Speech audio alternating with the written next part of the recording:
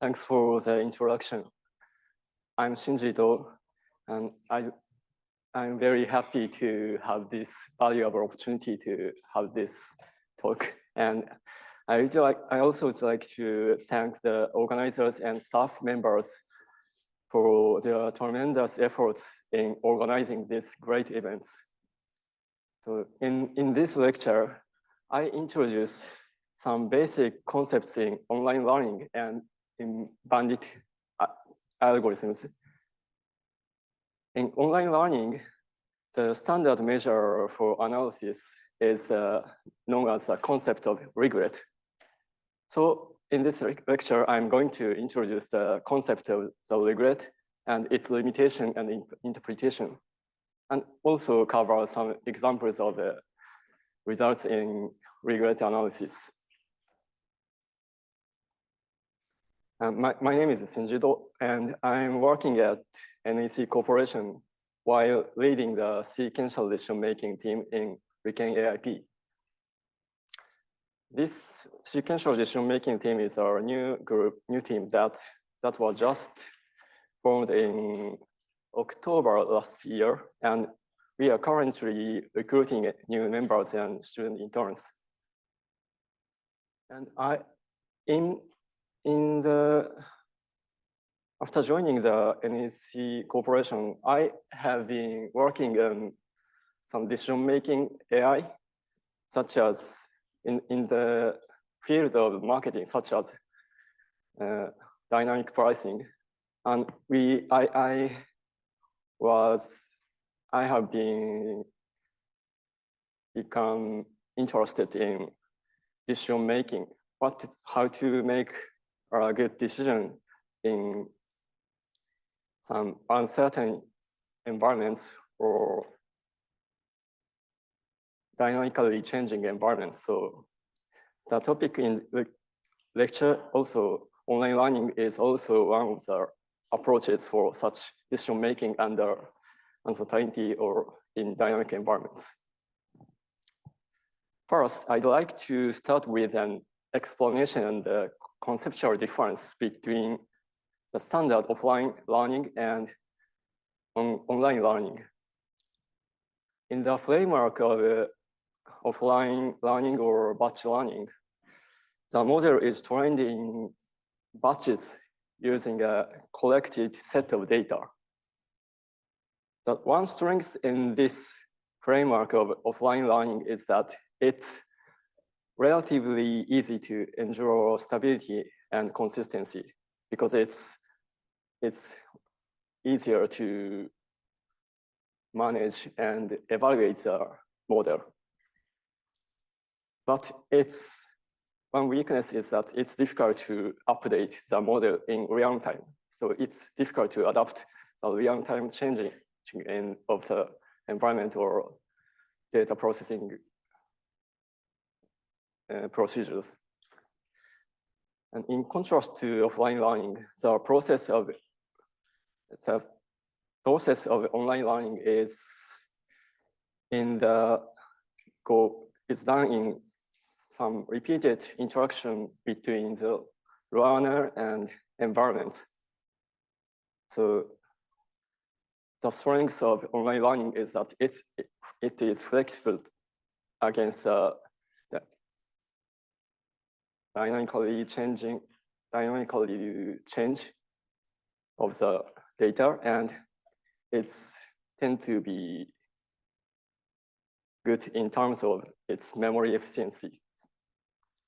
But its weakness is in some sensitivity to noise or outliers, and it's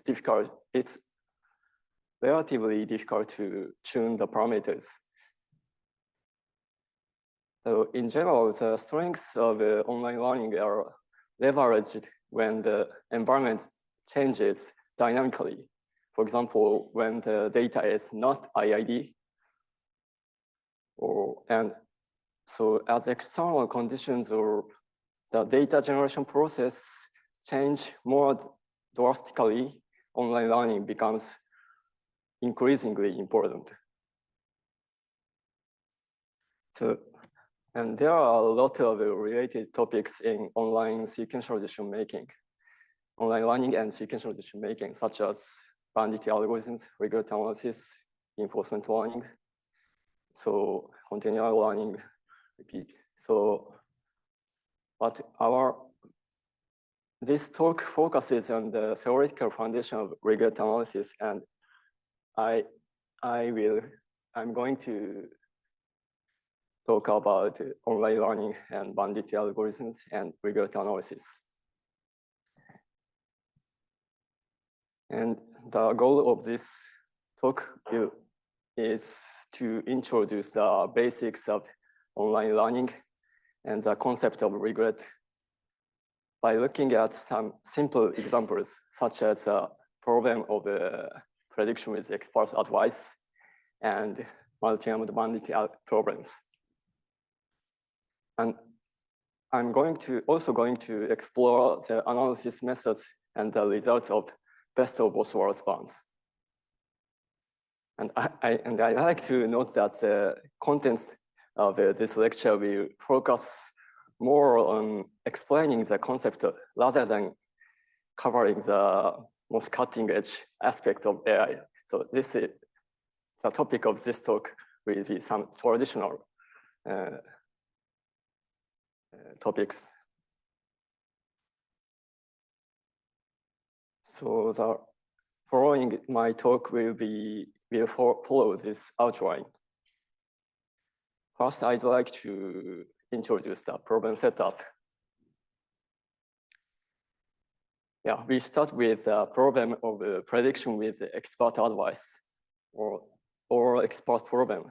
This is one of the most basic online learning problems in which the player or learner chooses an action from a finite set of actions.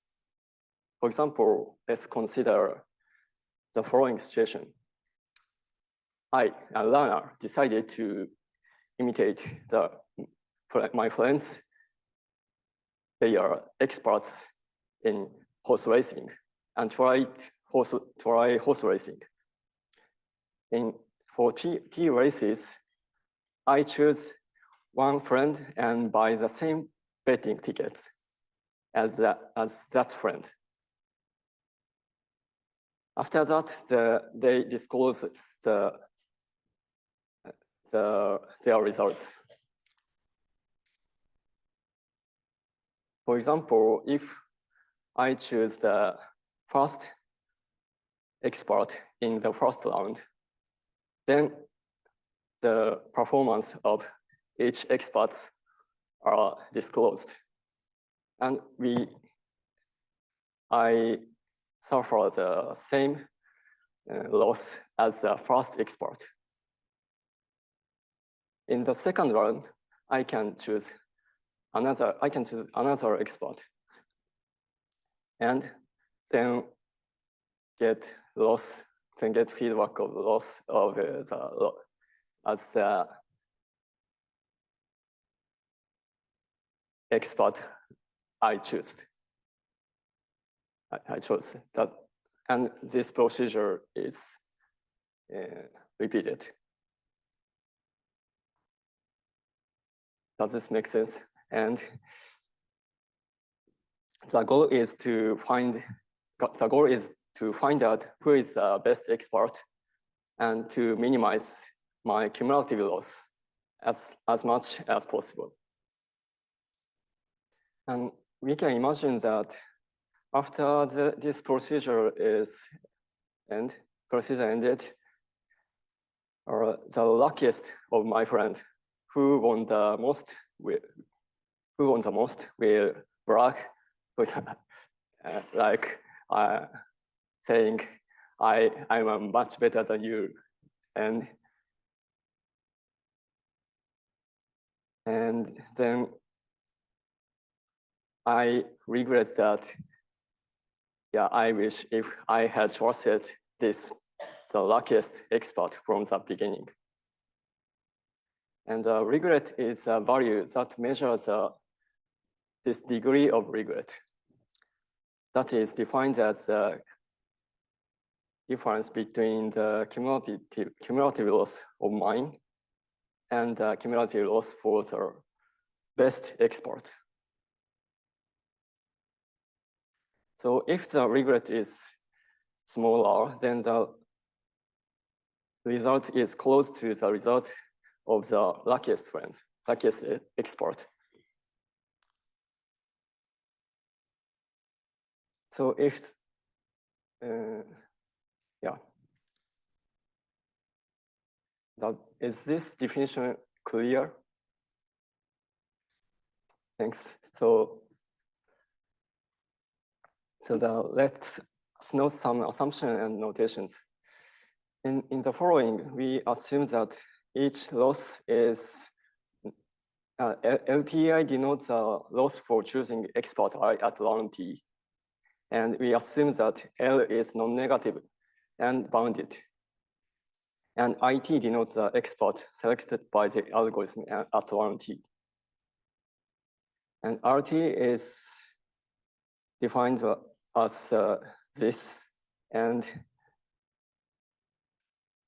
if R is smaller, if R has smaller order than T, is a sublinear order in T, then it can be said to be a good algorithm in a sense that the average loss, average regret over the T round approaches to 0. So it is called no regret or vanishing regret.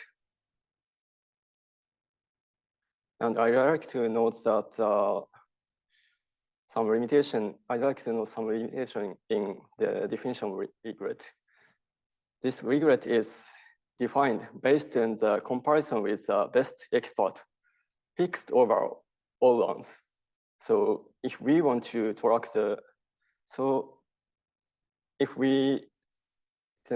best export changes over all rounds, the smaller regret does not mean that we can track the best export. So if we want to track the round-wise best exports that changes in over rounds, we need to use different notion of regret, such as adaptive regret or dynamic regret.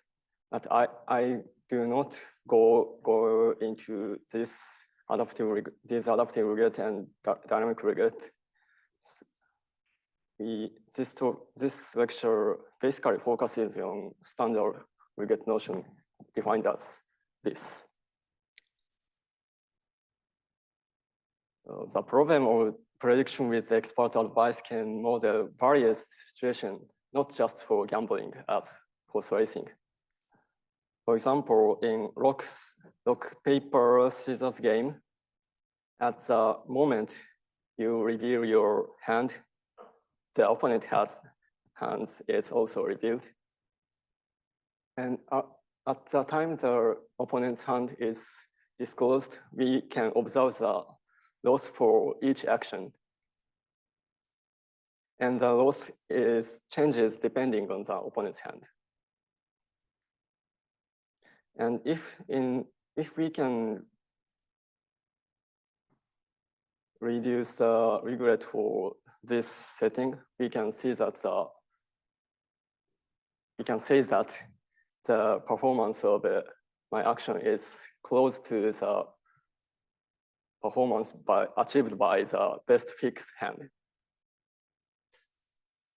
And this also models our investment in stocks and the problem of selecting the order quantity of the product. After choosing the number of products to order, then we can observe the demand of each product, demand of products, and we can observe the loss for each action. And this can also model the problem of selecting a machine learning model in sequential manner.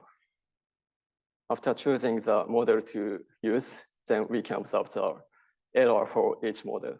And by minimizing the regret, we can choose a better model in sequential way. And it also applied to parameter selection problem. Yeah, so this expert problem has is very simple problem, but it has various applications. So let's move to the problem multi-armed bandit problem. Multi-armed bandit can be considered as a variant of the expert problem. And the only difference from the expert problem is that the player can get feedback only for the chosen action. And loss for the other action are not disclosed. The situation is corresponding to the case in which the friend, only the chosen friend will tell you which ticket is bought. For example, if we choose the first friend, if we choose the first expert, we cannot observe the losses for the second and the third experts. And the procedure goes in a similar way as the previous expert problem. And the definition of the regret can be given in the same way as the expert problem. I'd like to note that also the loss LTI for experts that is not chosen, that loss cannot be observed for them, but it is assumed that it is generated in advance. And I'd like to note that the best expert cannot be observed in general, even after the process is over. So therefore, the value of RT cannot be known even after the whole process is over. So far, I introduced the procedure of problems, and let's move to the explanation in environmental model. Environment is a concept that determines how the loss sequences are generated. And there are mainly two types of environment studied in the context of online learning. One is the stochastic environmental model, in which the loss or rewards are generated in IID procedure. In the stochastic environment, the values in cells of the same color follows an identical distribution independently. On the other hand, in adversarial environment model, losses and rewards can change arbitrarily. There are no assumption on this distribution, probabilistic distribution generating the loss. So there are, and the typical focus is in the study of online learning is on the adversarial environment on the right. And this adversarial model significantly differs from the traditional framework of statistical machine learning. And in that, it does not assume any models for the probabilistic distribution generating the data. And so researchers in the theoretical aspect of this field are mainly interested in how this significant difference affects the difficulty of the problem. Now, specifically, the researchers are curious. We are curious about what we can achieve, to what extent we can perform tasks similarly to those in stochastic settings, and what becomes impossible in adversarial environments. Anyway, basically the suitable model depends on, in practice, the suitable model depends on applications. For example, in the model selection problem, basically, yeah, it's usually stochastic environment model fits the situation. On the other hand, if we consider the problem of choosing order quantity, the model should depend on the types of products. For example, if we consider daily necessities or food, stochastic environment should fit. And if we consider seasonal products such as umbrella, the adversarial environment would be more suitable. And in the case of repeated games, the model of environment changes depending on the types of opponents. So in general, selecting the environment model is highly non-trivial and which requires some expertise in the domain of applications. Now, so far, we introduced the problem setup, and let's go to the basic results of regression analysis in the problems I introduced. Now, before going to the analysis, I'd like to know some definitions and assumptions. And this E means expectation with respect to the randomness in algorithms. And in the analysis, I sometimes omit the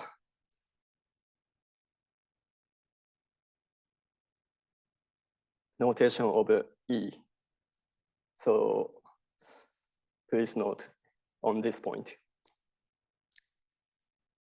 Yeah, and this slide, the slide is uploaded in the Slack, so I hope you can see via Slack.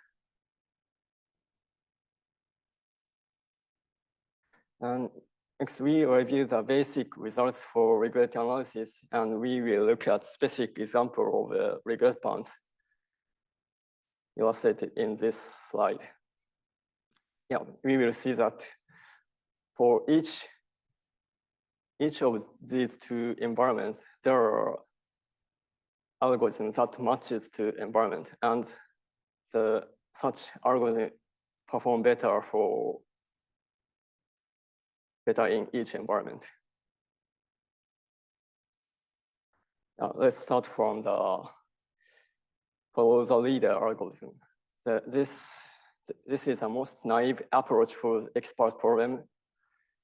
And in this algorithm, we choose the expert IT that from the set of experts who with top overall performance and in terms of the cumulative regrets so far. For example, in the first round, we do not have any information, so we choose arbitrary expert. And in the second round, we choose the expert that is the best in the first round. And in the third round, we choose the expert who has the best performance in terms of the total loss. So it's quite intuitive and naive approach. And how do you think about this? How do you think this approach work well? So let's see how this FTL works in stochastic environment. In stochastic environment, we assume that this statement is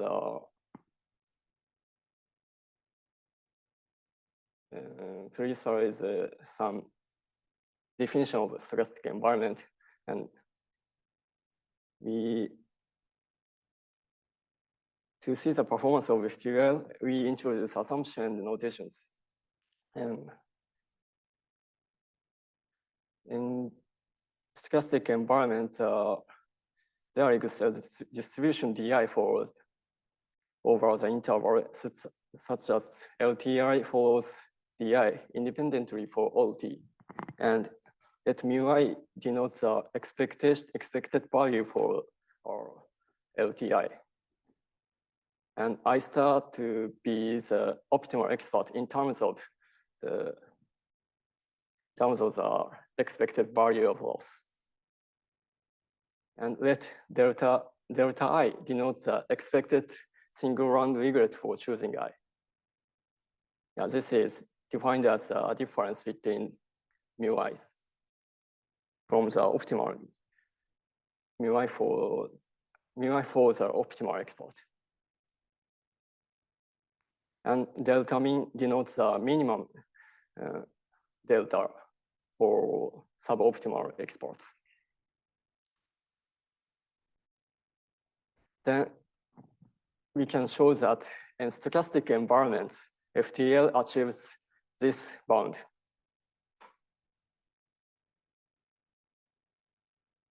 This means that the regret is bounded, even if T is infinitely large, as long as delta min is positive.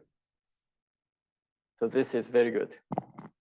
And this bound can be shown by concentration inequality, such as Helfling's inequality. The proof is the proof is a bit complicated, so I like omit here. So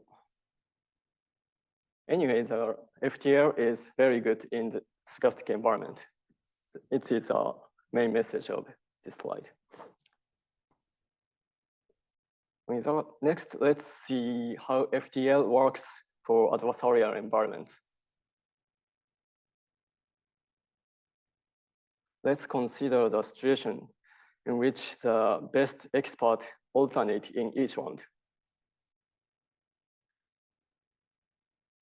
We are good and like this, consider a situation where good and bad expert alternate every round, as shown in this slide. In this case, FTL will continue to select bad experts. I mean, in this situation, the cumulative loss for the algorithm is close to T, while the cumulative loss for the best experts is close to T over 2. So the regret is in linear order in T. Yeah, so FTL suffers linear regret. So this example illustrates the significant difference between stochastic and adversarial environments. The policy works great. The policy that works great in stochastic environment may terrible in adversarial environment.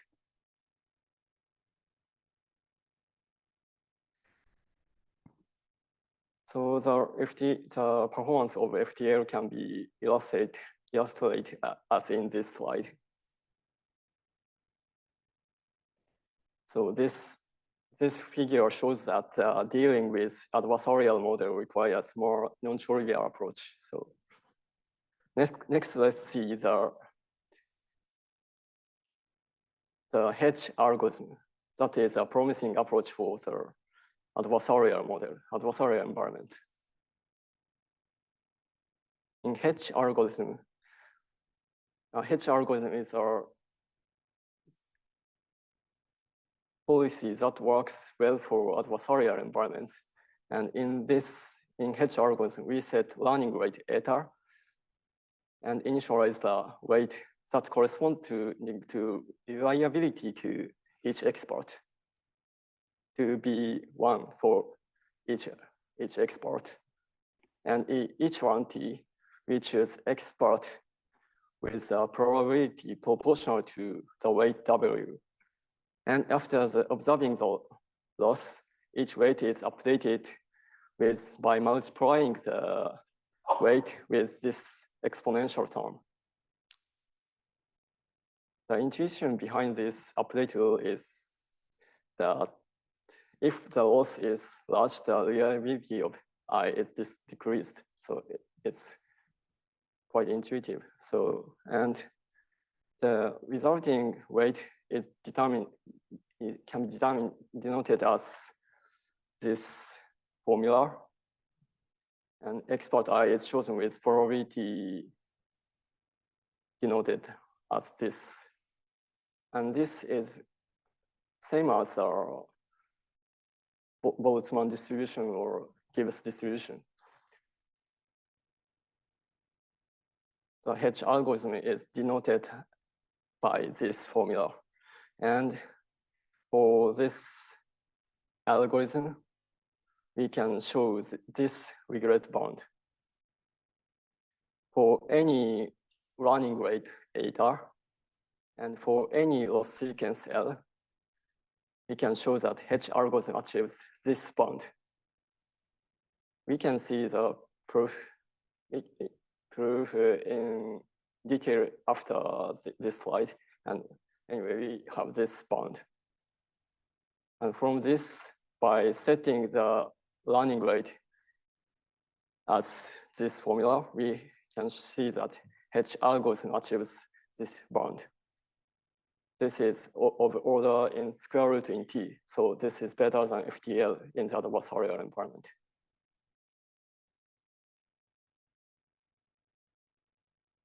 So from the discussion so far, we know that FTL is better for stochastic environment, while Hedge is better for adversarial environments. So this suggests that it's important to choose the right algorithm for the environment. Yeah, it's important to choose the right algorithm. And this table summarizes regret bounds for expert problem. And as shown in this table, there are matching lower bounds for each environment, which implies that FTL and Hedge achieve the optimal bound in each environment. So to obtain the best bound, it's necessary to choose the algorithm that matches the environment. And a similar structure can be found in the context of multi-armed bandit. I mean, for multi-armed bandit, there have been two classes of algorithms that work optimally for only one of two environments. UCB works optimally in stochastic environment, and EXP3 perform optimally, nearly optimally in adversarial environments.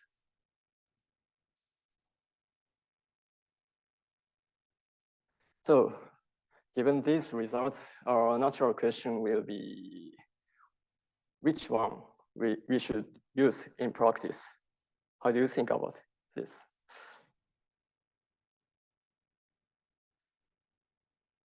And we can justify or criticize each side by depending on the standpoints. For example, we can support the stochastic environment by seeing that the real world, we can say that the real world does not change so often. So it can be approximated sufficiently well by a stochastic model. And considering the worst case in an adversarial model is too pessimistic and too conservative. In reality, situations that correspond to the worst case are rare. On the other hand, we can also support adversarial environment. For example, by saying that adversarial model includes stochastic model, and adversarial models are more general purpose. This is a typical argument used in the researcher focusing on adversarial environment. And also in practice, guaranteed worst case performance is useful because it means that it's stable for any input sequence. And you can say in reality, losses and reversal are never IIT. So anyway, it's easy to criticize or justify each side depending on our standpoint. And it seems that our basic concepts around the research community seem different. But in practical viewpoint, in any case, we want better performance. So this arises a natural motivation to achieve well both of environments. And promising approaches for this motivation is called best of both worlds algorithms. So I would like to move on to the topics of best of both worlds algorithms in the following. So we already have the best algorithm for each environment. And our goal of best of both worlds algorithm is to achieve optimal performance in both of stochastic and adversarial environments, like illustrated in this slide, this table. Key fact is that we already have the best algorithm for each environment. So the strategy is to introduce a framework that encompasses both of FTL and H and adaptively incorporates them.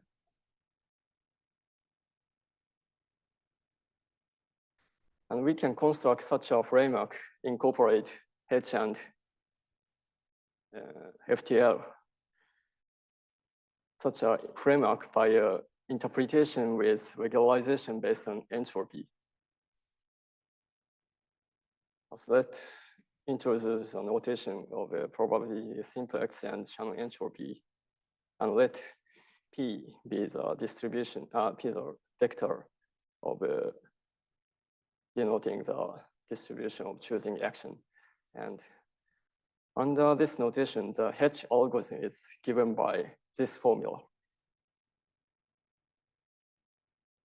In fact, from the first order optimality condition, the optimal solution to this problem can be, this problem satisfies this equality where lambda is a Lagrange parameter, and this can be rewritten as this, and we see that P is proportional to exponential of cumulative loss. Yeah, so this is same as our Boltzmann distribution.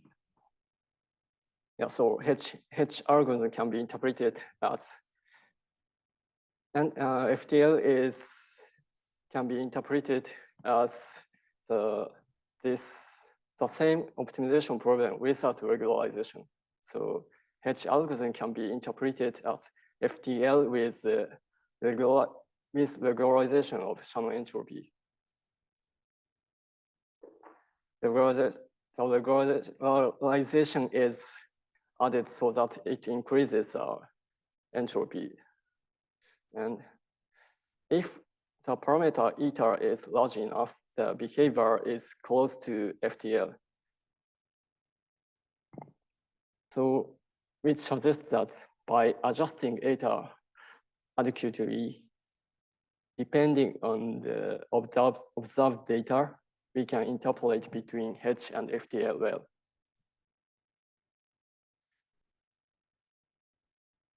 And H uses channel entropy regularizar, which can be generalized. But this I should like to mention that this can be generalized to any regularizer. The framework is given by such arbitrary regularization is called FTRL.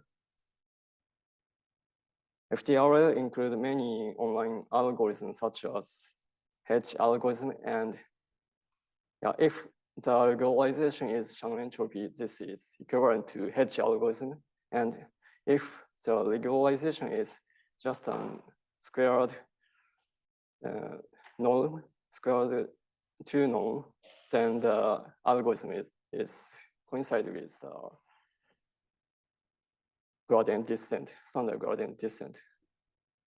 And so recently methods for analyzing general FTL have been developed. And in the following, we use a general framework for analyzing FTRL.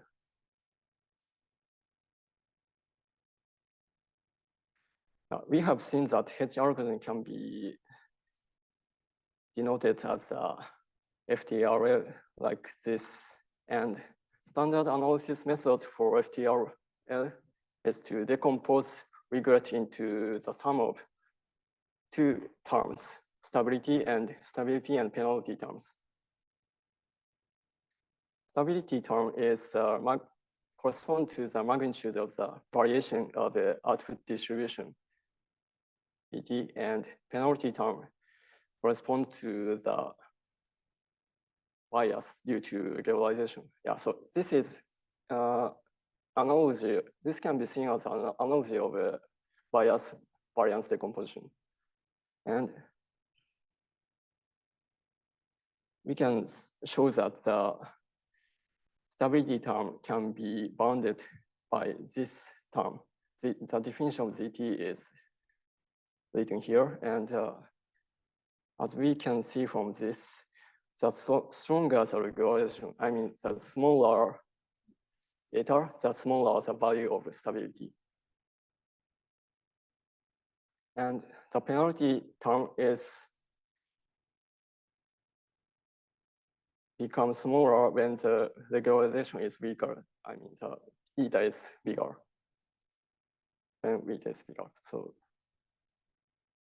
we have some trade-off relationship between stability and penalty. And by minimizing the right-hand side, by choosing eta, we can minimize the right-hand side.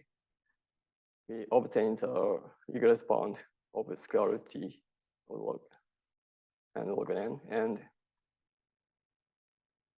we can also see that the setting of eta like this is interpreted as balancing the stability and penalty terms.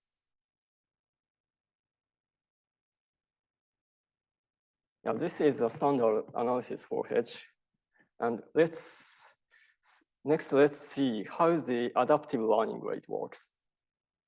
H with adaptive learning rate is just the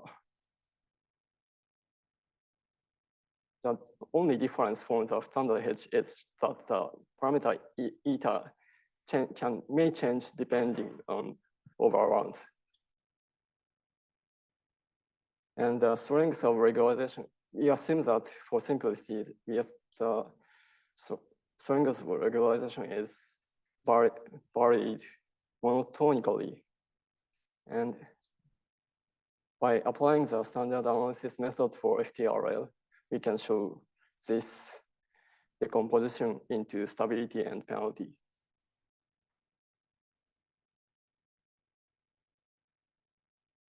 And by adjusting eta by using the information of ZT, for example, by choosing eta t by this formula, we can show that sum of stability and penalty is bounded by this formula. The choice of this the trace of this learning rate update rule was introduced by this literature. So I will call this, I'm going to call this algorithm by CBMS in the following. And we can see similar idea to optimization method. Similar idea can be found in the context of gradient descent optimization methods such as ADGRAD.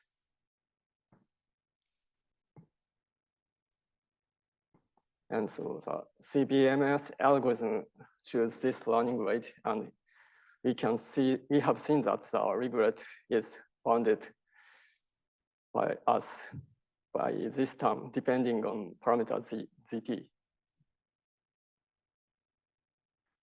And from this bound, we can show that a kind of best of both worlds bound. I mean, this algorithm achieves square root T regret in adversarial environment, and this achieves constant regret in stochastic environment.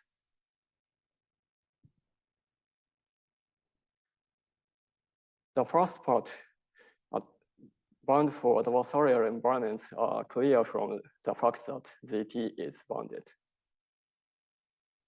But in the bound for stochastic environment is non-trivial. So I'll give some proof sketch in the next page. So let's see the proof. First, in stochastic, the proof is not so complicated. Only in 3 steps. First, we can see that in stochastic environment, we can see that this value, sum of ZT, is bounded by regret itself from above. And by substituting this formula into the regret of the theorem, we can see that regret is bounded by some term, including regret itself. And after squaring both sides, and by dividing both sides by RT, we have the desired regret bounds. I guess you can see that this technique of analysis is quite similar to the first rate bound introduced in the yesterday's lecture by Professor Pierre. And so maybe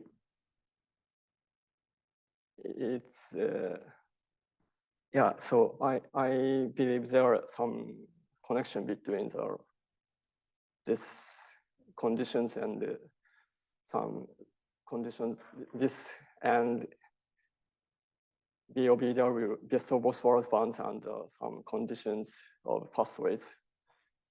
But I'm not sure in that point, but yeah. And only non-trivial part in the first is in the first claim, but it's not so complicated. First, ZT is a variance of LT. We got variance of LT associated with a probability distribution of the action. And it can be bounded by 1 minus PT I star for arbitrary I star. And in a stochastic environment, every time any sub-optimal expert is chosen, the regret of at least delta mean is suffered in expectation. So regret is lower bounded by this. So combining these two inequalities, we have this lower bound for regret. So the first part can be shown.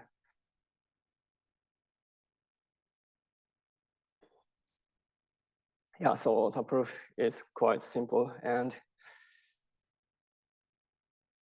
And also, this proof sketch provides some insights into the behavior of learning rates. But we can say that in a stochastic environment, the sum of ZT is bounded by RT or delta mean, and as RT is bounded by, as in this corollary, we have a bound. We can see that ZT is bounded by a constant, and that does not depend on T. And therefore, the learning rate is bounded from below by delta mean. So, I mean, in the stochastic environment, learning rate is bounded from below, and hence the algorithm behaves similarly to FTL. Does this make sense? Yeah. So far we have seen that the CVMS algorithm is designed so that it adaptively adjusts learning rate, and it achieves optimality for both environments. And it works as if it interprets between FTL and H algorithms. So from the third point, we have some insight into, the behavior of this algorithm. It is this interpret between two algorithms that works each of different environments. So natural question is that, does it work well in an intermediate environment between stochastic and adversarial? And the answer to this question is yes. So let's go to next.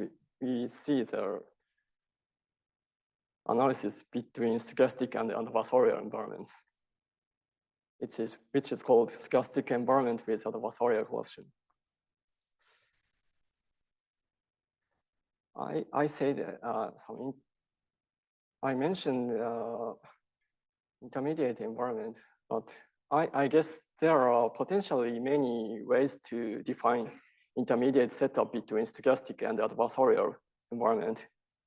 And I introduced one of such setups, which is called stochastic environment with adversarial corruption. In this model, first temporary loss sequence is generated, illustrated in gray dots, and after then the adversary corrupt them to determine the loss sequence. And the sum of the amount of corruption is denoted by parameter C, which we call corruption level. Corruption level determines how the environment close to stochastic or adversarial. Yeah, so if C is equal to 0, the environment is equal to stochastic model, and if C is large, it is close to adversarial model.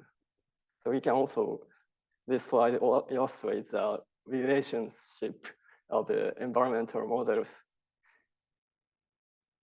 The stochastic model with corruption can be seen as an inclusive setting, incorporate both of stochastic and adversarial. And depending on the parameter of C, the coverage of this model of corrupted setting will change.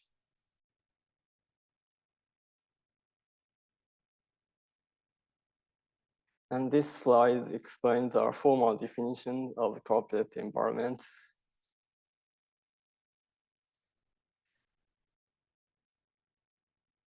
We also use a notation used in stochastic environment, the discussion of stochastic environments. Then we can show that the CBMS algorithm, H algorithm with adaptive learning rate achieves this regret bound for any C. So this bound shows that the effect of the corruption is at most of square root C.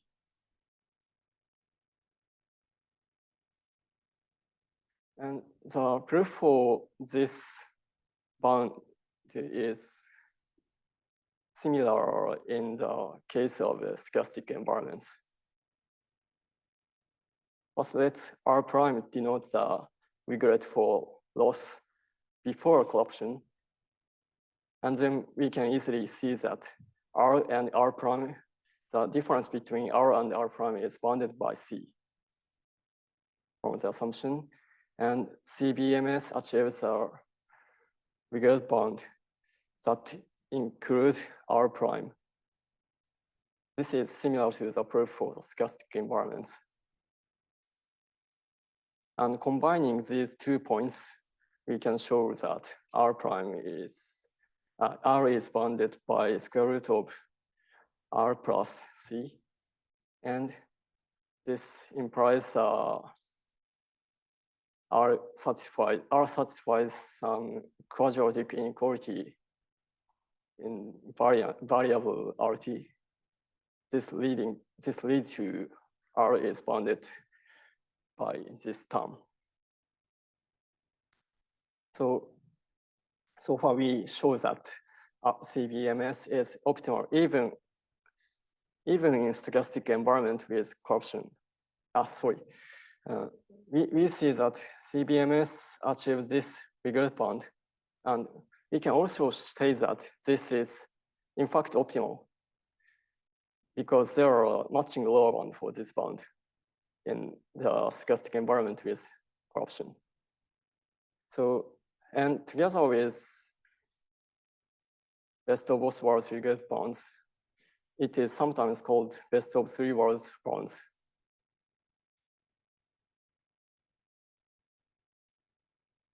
And similar structure has been shown in the studies of boundity algorithms. I mean, the Charles Inf algorithm achieves nearly optimal bounds for stochastic, both for stochastic and adversarial environments, and also achieves nearly tight bound for stochastic environment with corruption. So this is a kind of best of three worlds algorithm. And this algorithm is based on the FTRL framework similarly to the adaptive hedge algorithm. The difference from the hedge algorithm is that this algorithm employs Thalys entropy regularizer instead of a Shannon entropy using hedge algorithm. Now, let's remember the FTRL approach. So in the following, we see some analysis of Thalys Inf algorithm. Let's remember the FTRL algorithm. In this framework, we set the distribution of arm selection probability by this optimization problem. This is expressed as a sum of estimated loss, cumulative loss, and regularizer. And similarly to the case of hedge algorithm, the regret is decomposed into stability term and penalty term. And this ZT and HT changes depending on the regularization function. And in well-known EXP3 algorithm, the regularizer is defined as a Shannon entropy, similarly to the hedge algorithm. And in that case, ZT is bounded by n, and HT is bounded by log n. So therefore, we have this bound.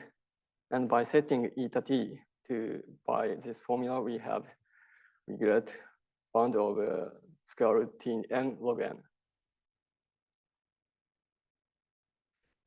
The difference from the expert problem is that in expert problems, the stability is much smaller than in multi-bounded problem. In expert problems, the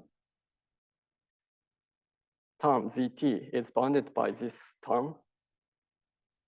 However, in the multi-bounded, zt is bigger, and this is due to the large variance of unbiased estimator L hat for the loss. And due to this worsening of the bound on ZT, learning rate depending on ZT is not effective for achieving BOVW.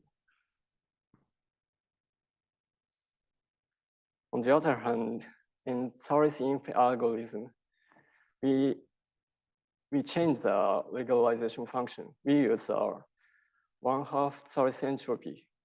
It is defined like this. We then have the different form of stability and penalty. ZT and HT have the similar form, and it is bounded by the formula depending on the arm selection distribution, PT. And by setting eta t to be 1 over square root t, we have this regret one depending on the arm selection distribution. Yeah, so we have the regret bound in this form. And from this bound, we can obtain the best of both worlds regret bounds.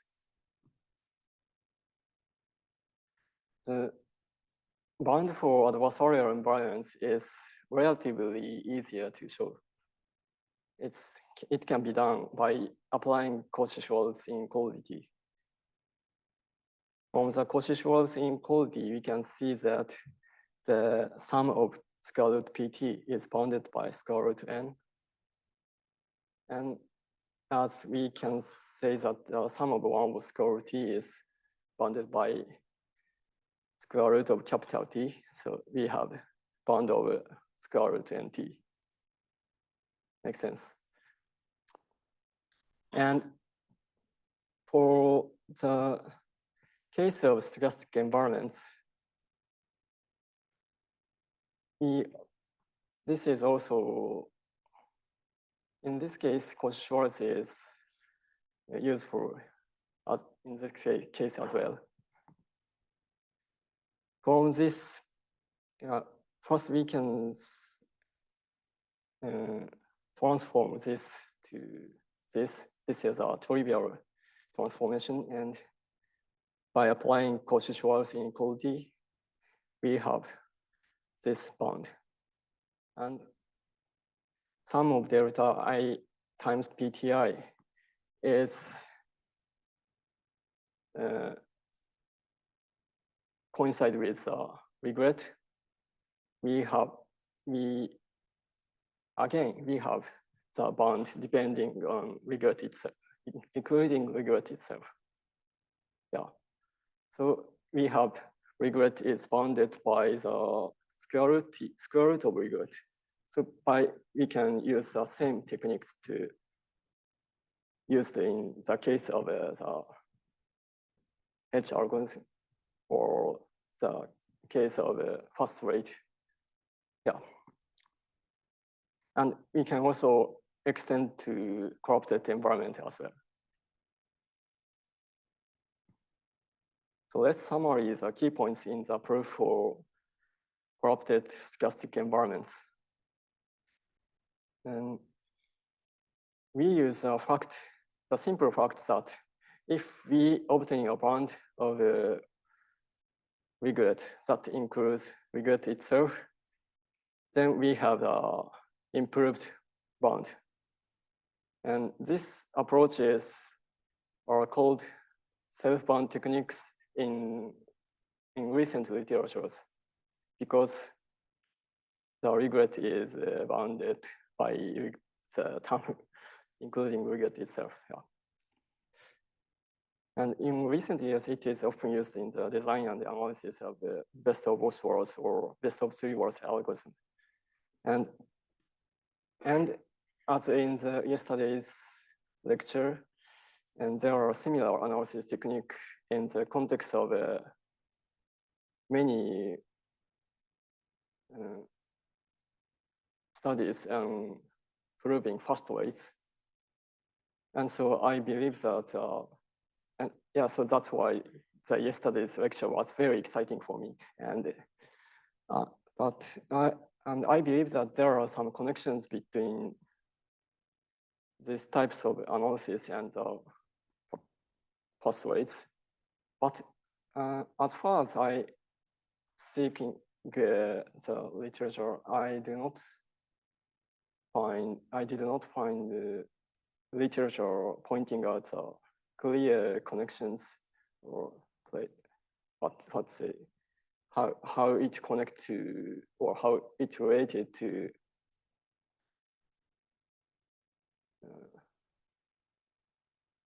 for example, Bernstein conditions or other sufficient conditions for fast weights. So to be honest, I'm not sure if how it can be placed, but I'm very curious about how we can connect them. And my own impression when seeing this technique, and is that I was surprised that it was possible to obtain a tight upper bound in stochastic environment without using concentration inequality, as usually in the previous works, it usually requires some concentration equality to show tight upper bound for stochastic environment. Yeah. And there are many progresses in the research of best of both worlds algorithms. And there are, I do not see each of them, but yeah, there are many works for such as multi-armed bandit, combinatorial bandits, sequential, episodic MDPs. There have been developed best of both worlds algorithms. And there have been many studies in these days. So I need to update the list, but yeah, there are increasing number of studies and best of both worlds algorithms. And I'd like to highlight that there are many of these works uses the self-bounding techniques. So it suggests that self-bounding techniques is one of the most promising approaches for showing these types of bounds. Yeah. The summary of I'd like to summarize best of both worlds and best of three worlds algorithms. For the expert problems, the CBMS achieves best of three worlds, and for the multi-armed bandit problems, Sarisynth achieves best of three worlds. And for both the expert problem and the multi-armed bandit problem, algorithm design and regulatory analysis are based in FTRL and self-bound technique, and it has many applications. And by appropriately, and this FTRL and self-bounding techniques provide a generic approach for designing best of three worlds algorithm. By appropriately designing the regularization function and learning rates, we can construct a best of three worlds algorithm for various online learning, including combinatorial racing bandits, linear bandits, Turing bandits, and so on. And yeah, I'd like to mention some open questions regarding the best of both worlds. So far, I used this figure. Best of both worlds algorithm achieves the same performance as the best algorithm for each environment. Yeah, this is ideal result for best of both worlds. However, in the realistic situations, there is still a gap of constant factor. So fundamental question would be how we can achieve, we can remove this gap of constant factors, or how we can show the impossibility results, or how we can trade off the optimality in both settings. I think there are many rooms for exploring. Yeah. And this slide shows provides some recommended reference for further understanding, including the topics of online learning, including the contents of my talk. Thanks for listening.